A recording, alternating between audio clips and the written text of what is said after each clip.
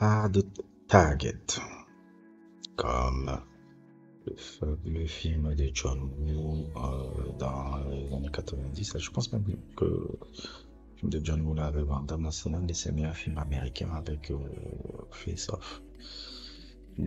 Parce que John Woo, ça il faut l'avouer, c'est plus ses films dans son pays natal, la Chine, qu'il a fait des choses géniaux. John Woo, Johnny To, Ringo Lam, ces trois-là, c'est les mecs qui ont révolutionné le film d'action et Hollywood a essayé un peu de pomper après la John Wick. C'est un peu la synthèse un peu de ces trois réalisateurs là. Shasta qui avait son John Wick, donc c'est génial. Target, c'est un des meilleurs films de John Woo, aux États-Unis. On va pas parler de John Woo aujourd'hui, on va parler de celui qui est plus possible depuis quelques mois déjà dans le paysage du football camerounais.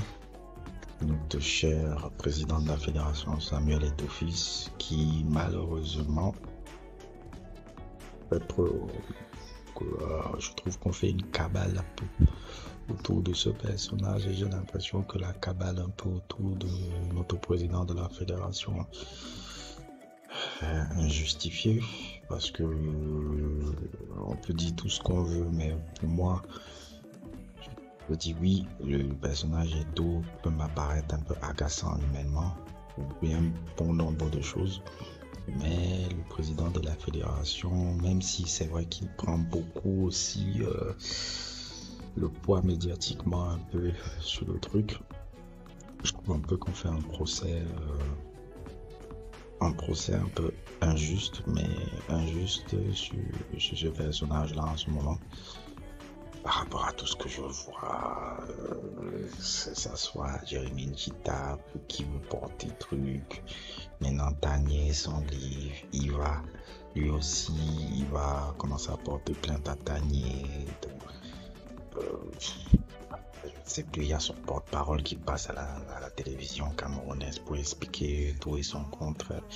Bref, c'est un peu une situation qui me désole un peu, parce que j'ai toujours l'impression que dans tout ça, personne ne s'intéresse vraiment au football camerounais. C'est-à-dire qu'on ne s'intéresse pas vraiment à comment on va évoluer notre football, comment on va améliorer notre football et comment on va repenser notre football, non seulement sur la formation de notre équipe.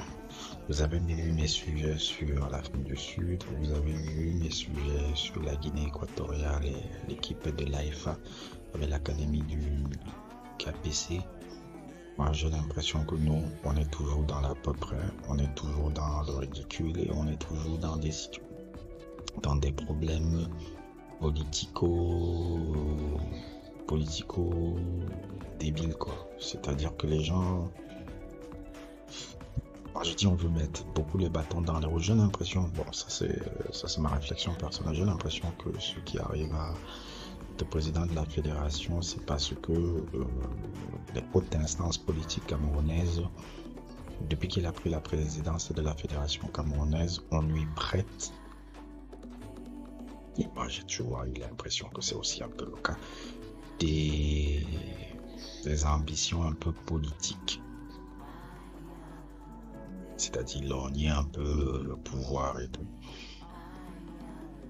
Et vous savez, le grand Manitou camerounais, comme que vous voyez sur la photo là, c'est un individu que quand il a toujours l'impression que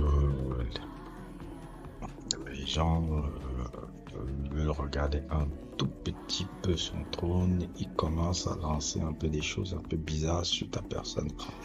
C'est pour ça que si vous avez remarqué, même depuis le retour de la CAN et depuis les prises d'opposition un peu que notre président de la fédération a eu, on sent de moins en moins qu'il est influent. Par exemple, le choix du sélectionneur, on a l'impression que c'est beaucoup plus le président de la République qui va le faire par rapport à lui. Il n'a plus, comment on appelle ça, en Cameroun en ce moment, il n'a plus à la fédération il est un peu fragilisé à la fédération. Et maintenant, entre tous ces petits mafias là qui veulent récupérer un peu le Ngombo parce que c'est là où ils veulent manger ou tout, parce qu'il faut comprendre, ces gars-là n'en ont rien à foutre du football camerounais. Des Camerounais, c'est que des gens qui se pensent à leur ventre. C'est toujours comme ça que ça se passe dans ce pays-là. Et malheureusement, que c'est dommage, quoi. Parce que là, je pense qu'on va encore prendre 10 ans de retard encore dans notre foot avec ces conneries-là. 10 ans de retard parce qu'on parle jamais de foot, on parle jamais de trucs.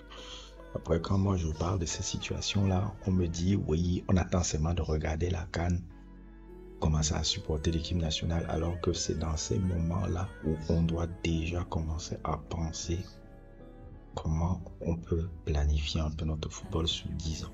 Mais on ne fait jamais ça. On ne fait jamais ça. On n'a jamais fait ça dans le foot. Jamais. Jamais. Mais toujours dans des distensions internes de pouvoir sur les FICA foot parce que les gens veulent manger. Bah, ça me désole, ça me désole. Moi, je nous souhaite qu'on ne passe pas à la Coupe du Monde et qu'on rate même 3 CAN consécutifs. Avec tout ce que je vois là, moi je souhaite que le football camerounais soit dans la pénombre en équipe nationale. Parce que peut-être c'est ça. Peut-être c'est ce genre de marasme footballistique qui fera en sorte qu'on prenne un peu conscience qu'en ce moment, les jeunes équipes africaines, les jeunes pays africains forment leurs joueurs, ont des idées de jeu pour leurs équipes nationales, ont des idées de jeu pour le football de leur pays. Pendant que nous, on est là en train de faire des guerres intestinales qui n'ont aucun sens. Mais bon, on me dit que c'est le Mboa, que c'est le pays. Vous avez décidé de faire des taux, une sorte de cabale, alors que je dois avouer qu'en 40 ans d'existence de la fédération, ce mec a fait des choses que je n'ai jamais vues en 40 ans. On peut dire beaucoup de choses sur lui, mais je pense que en termes de président de la fédération, en termes d'idées politiques, d'idées d'aura même internationale, on ne peut pas avoir un meilleur président de la fédération que lui. C'est un mal pour un bien. Oui, le mec aime trop se mettre en avant. Oui, le mec met ce truc. Mais au moins, il fait les choses. Il a fait beaucoup de choses, je trouve, en ces 2 ans-là. Il a réussi même à ce qu'on ait une teneur de la CAN. Ce qu'aucun président de la fédération n'a fait en 40 ans. C'est-à-dire qu'on n'avait pas eu de CAN depuis 1972. Lui, sous sa présidence, on a réussi à avoir une CAN à domicile, alors que c'était une honte que le Cameroun n'arrivait même pas à organiser une Coupe d'Afrique depuis 40 ans. Lui, il a réussi ça. Il a changé un peu le championnat, un peu, essayer un peu de le reprofessionnaliser. Maintenant, avec, je sais pas comment ça s'appelle, le truc de Jérémy Djitap là, qui, je sais pas si c'est la Cinédoc, je sais pas comment ça s'appelle là aussi, qui sont là, qui ne foutaient rien depuis, même sur les salaires des joueurs, et tout ces tout qui a les trucs là-bas, toute cette jalousie débile là. Moi, je suis d'accord, moi, je suis derrière Eto'o. Moi, je suis derrière Eto'o dans tout ça.